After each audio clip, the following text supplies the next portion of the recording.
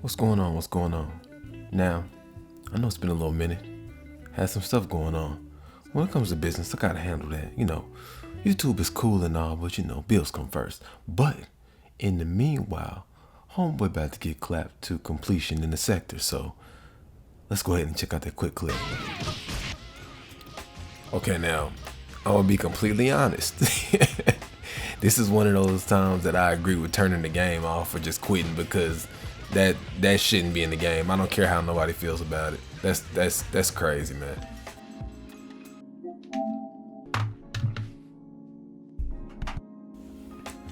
Yeah, man.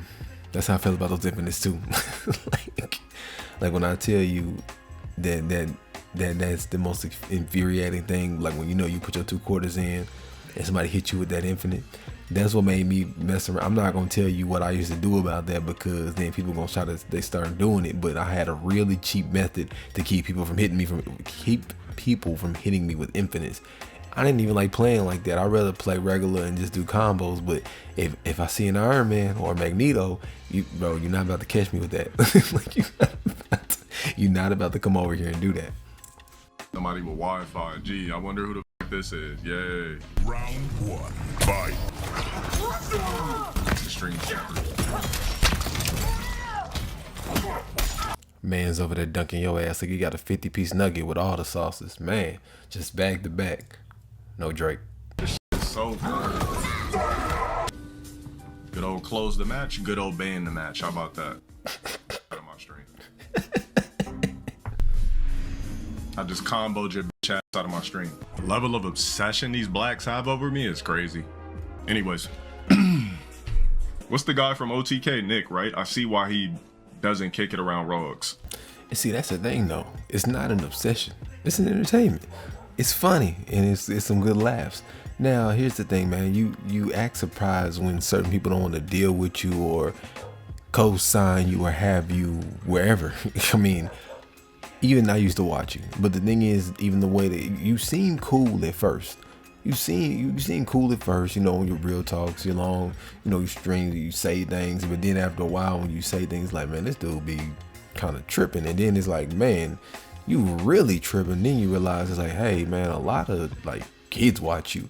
So what happened with me on this side was the fact that you be out of pocket way too much. So it's not even an obsession. It's the fact that anybody listens to the nonsense you say. You may say something that makes sense or is logical, maybe like 5 or 10% of the time, but more times than not, you be talking BS and nonsense, and you're a manifestation and a pure example of failure, even though you deny it. It is what it is. So I guess in theory we'll say more of a case study. So it's just more of a case study situation. It's entertaining and interesting to watch. It's kind of like when you know how they have like those little ant farms. Shoot, even a hamster on a wheel.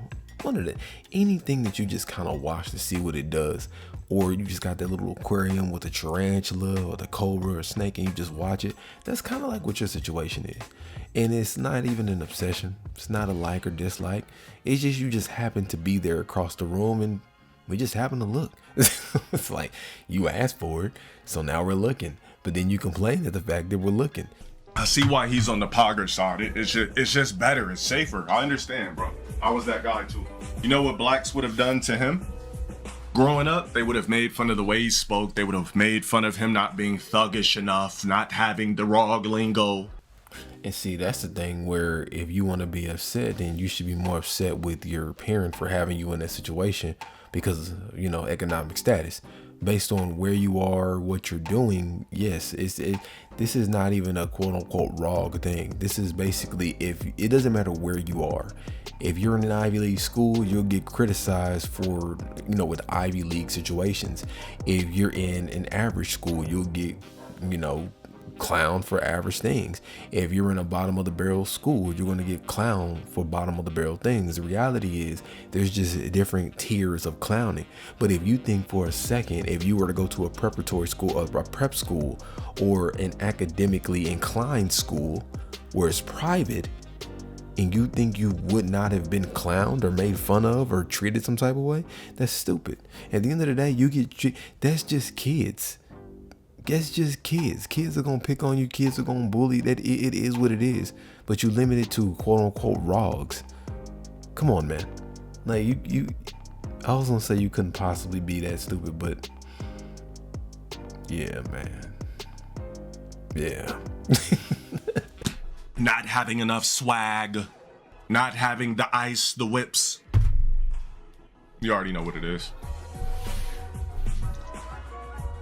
I like what he's got going on, man.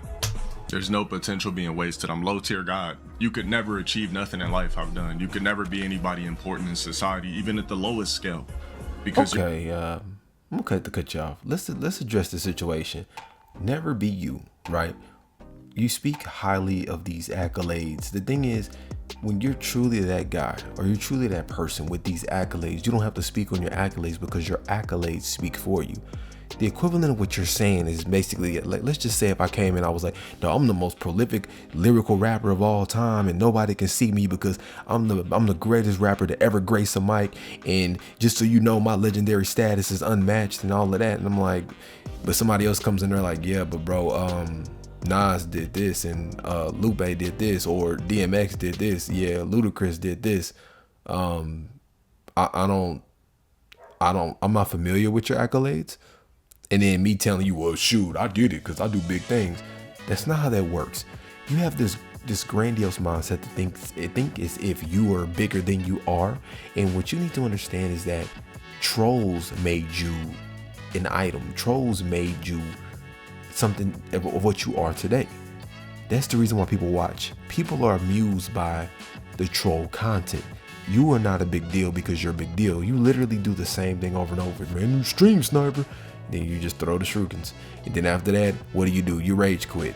Oh, then you rage out on the mic. Dude, you're rinse and repeat. You're really a literal rinse and repeat. You know, I cover it only because I pay homage to the people who view the channel and they want to see it. But generally, I'm at the point where I'm not amused by it. That's why I don't cover it. I'm like, bro, how many times can you say the same thing 1,000 times? You know, it's funny sometimes, and when there's something new, I touch on it. If it's something I can add to, I'll go ahead. But generally, you're a rinse and repeat. That's all you are. Like, I don't understand where you get this mindset from that you're so grandiose. How? I'm still looking for it, dude. I've reviewed so much of your content and I cannot find it outside of the lolcow stuff. You're funny. Well, let me rephrase. You're not funny. You're funny to laugh at, and especially when it comes to these edits, those are hilarious. But you yourself are not amusing.